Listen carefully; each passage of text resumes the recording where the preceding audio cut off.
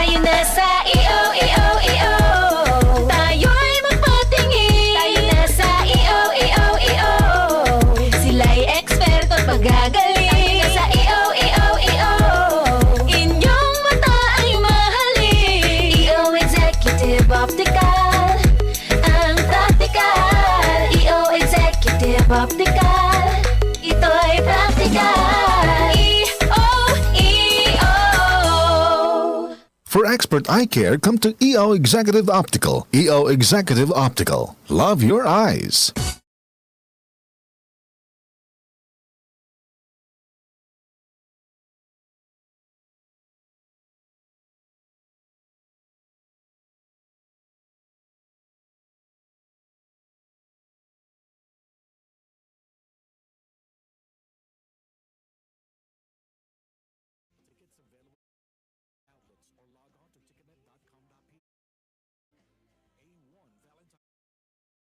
Concert Republic.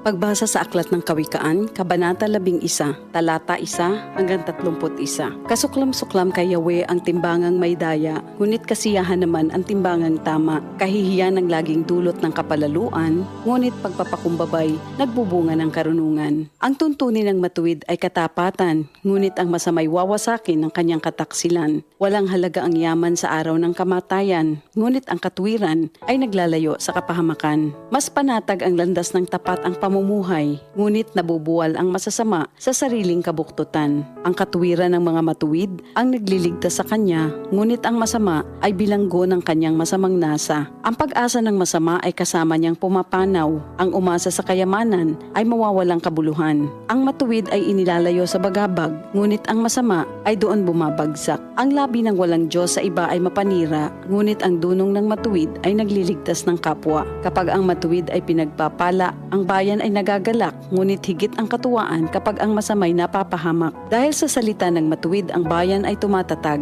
ngunit sa kasinungalingan ng masama, ang lungsod ay nawawasak. Ang kapos sa kaalaman ay humahamak sa kapwa, ngunit laging tahimik ang taong may unawa. Walang maitatago sa bibig ng madaldal, ngunit ang tunay na kaibigan, iyong mapagkakatiwalaan. Sa kakulangan ng tuntunin ng bansa ay bumabagsak, ngunit sa payo ng nakararami, tagumpay ay tiyak. Ang nananagot para sa iba, sa gusot ay nasasadlak, ngunit ang ayaw gumarantiya ay malayo sa bagabag. Ang babaeng mahinhin ay nag-aani ng karangalan, ngunit ang walang dangal, tambakan ng kahihiyan.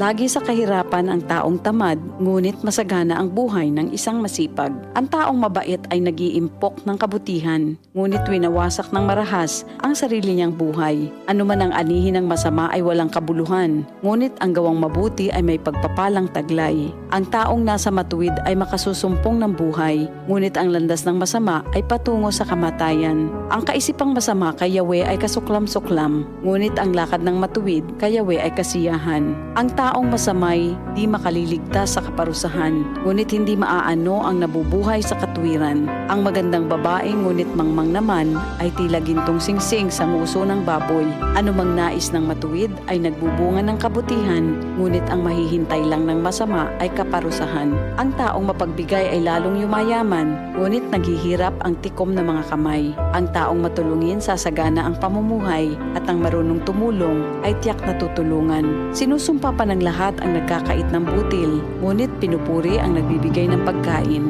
Kung mabuti ang hangarin, ikaw ay igagalang. Kapag humanap ng gulo, iyon ay masusumpungan. Malalantang tila dahon ang nagtitiwala sa kanyang yaman, ngunit ang matuwid ay giginhawa tulad ng sariwang halaman. Ang nagpupunla ng gulo sa sariling sambahayan, mag-aani ng problema, gugulo ang pamumuhay. Ang taong mangmang at walang nalalaman ay alipin ng matalino habang siya'y nabubuhay. Buhay ang dulot ng matuwid na pamumuhay at kamatayan naman ang hatid ng karahasan. Ang matuwid ay ginagantimpalaan dito sa lupa, ngunit paparusahan naman ang mga makasalanan at masasama. Ito ang salita ng Diyos. Ito ang DCXL News. 558 kHz. 6 na dekadang maaasahan sa balita at serbisyo publiko. Ang himpilan ng RMN Network sa Mega Manila. Live sa radyo at online.